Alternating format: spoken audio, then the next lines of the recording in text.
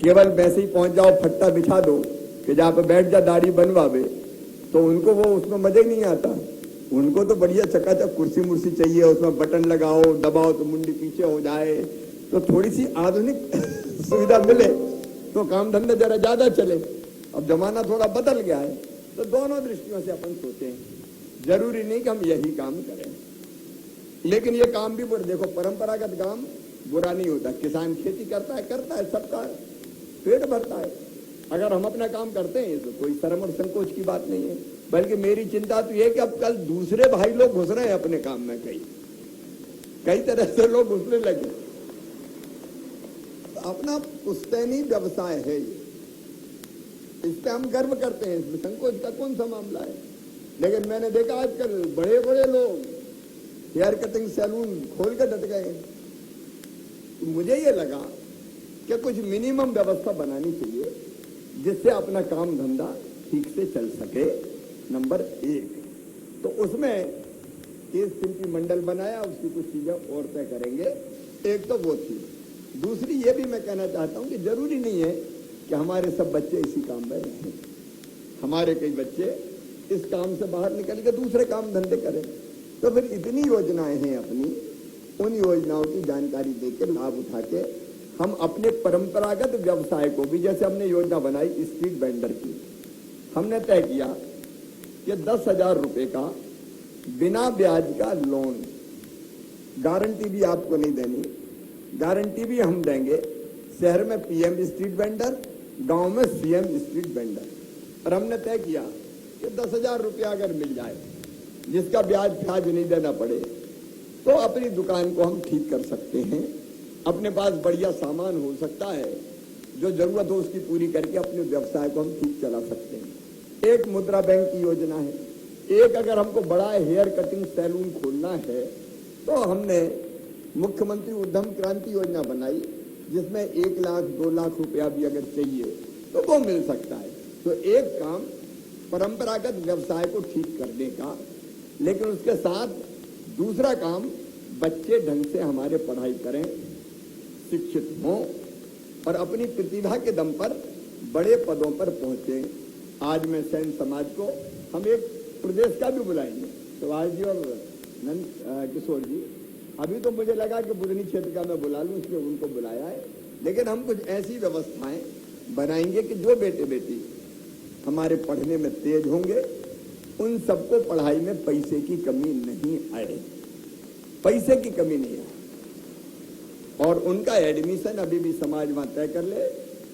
रमाकांत जी, बाकी सब लोग बैठे। एक्स्ट्रा ऑर्डिनरी बच्चे अगर सैन समाज के निकलते हैं और उनका मेडिकल कॉलेज, इंजीनियरिंग कॉलेज में भी एडमिशन होता है, तो 5-7 लाख रुपया साल भी फीस हो तो मैं भरवाऊंगा, उसकी चिंता मत करना।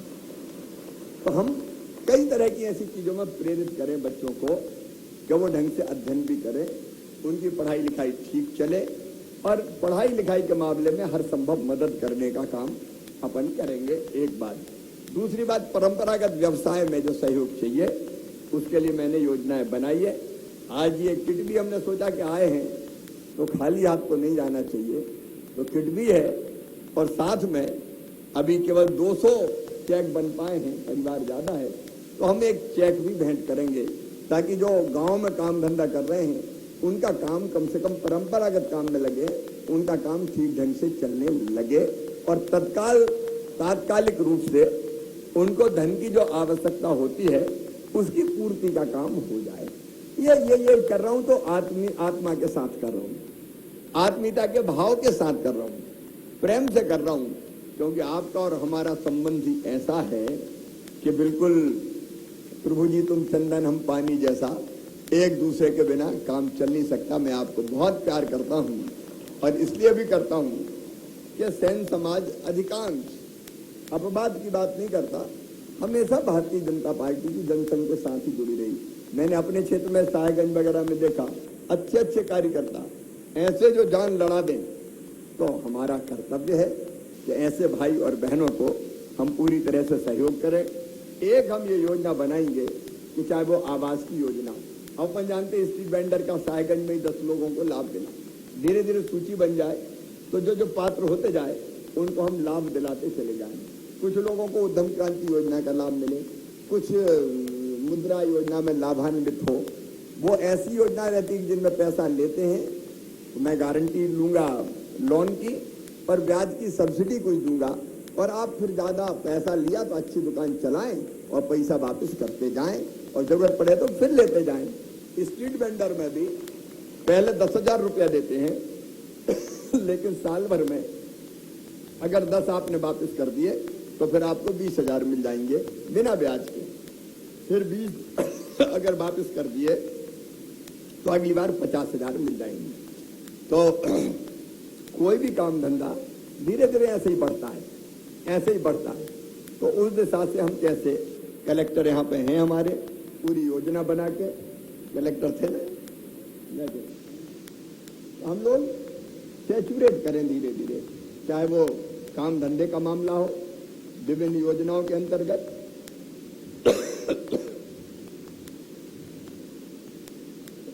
और चाहे वो आवास की योजना का हो।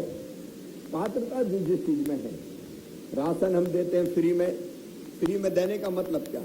5 किलो फ्री में प्रधानमंत्री गरीब कल्याण योजना का, 5 किलो मुख्यमंत्री अन्नपूर्णा योजना का 1 रुपया किलो।